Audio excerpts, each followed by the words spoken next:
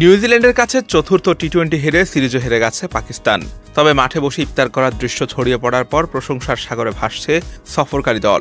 পাকিস্তানের বেশিরভাগ ক্রিকেটারই রোজা রেখে খেলেছেন নিউজিল্যান্ড সিরিজ।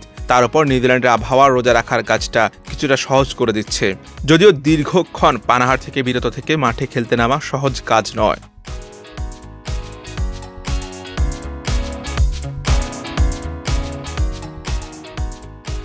নিউজিল্যান্ড তখন ব্যাট করছে। মাউন্ট মঙ্গানুইয়ের আকাশ ধীরে ধীরে বরণ করে নিচ্ছে সন্ধ্যাবেলা। মসজিদে মসজিদে মাগরিবের আজানের সুমধুর ধ্বনি। ইফতারের সময় হয়েছে। কয়েকজন থালি ভর্তি খাবার আর ব্যাগ ভর্তি পানি নিয়ে মাঠে ঢুকলেন। খেলার মাঝ পথে ইফতার সেরে নেন পাকিস্তানের ক্রিকেটাররা।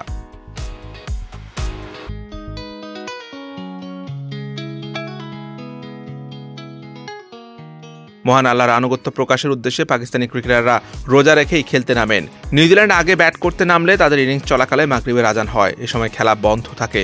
দ্রুত খাবার নিয়ে মাঠে ছুটে যান একাদশের বাইরে ক্রিকেটাররা। পাকিস্তানের কিপার, বোলার, ফিল্ডাররা মাঠে বসে ইফতার সেরে নেন।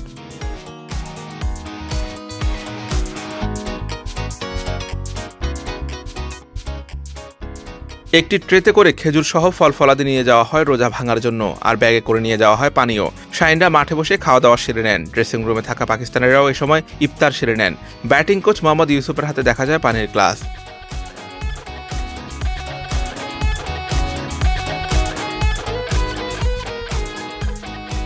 এদিন অবশ্য সিরিজ হার নিশ্চিত হয়েছে পাকিস্তানের। আগে ব্যাট করতে নেমে নির্ধারিত 20 ওভারে 6 উইকেট হারিয়ে 220 রান জড়ো করে নিউজিল্যান্ড। দলের পক্ষে অর্ধশতক হাঁকান ফিন অ্যালেন। মাত্র 20 বলের মোকাবেলায় 50 রান করেন তিনি। এছাড়া মাইকেল ব্রেসওয়েল 26 বলে 46 রান করেছেন। 22 বলে 44 রান আসে টিম সেইফার্টের ব্যাট থেকে। পাকিস্তানের পক্ষে হারিস রৌফ 3টি ও আবরার আহমেদ 2টি করে উইকেট শিকার করেন।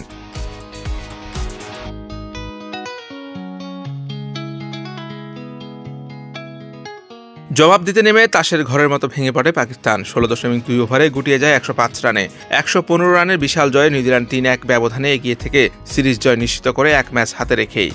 হোসাইন আরমান, বিটি ক্রিক টাইম।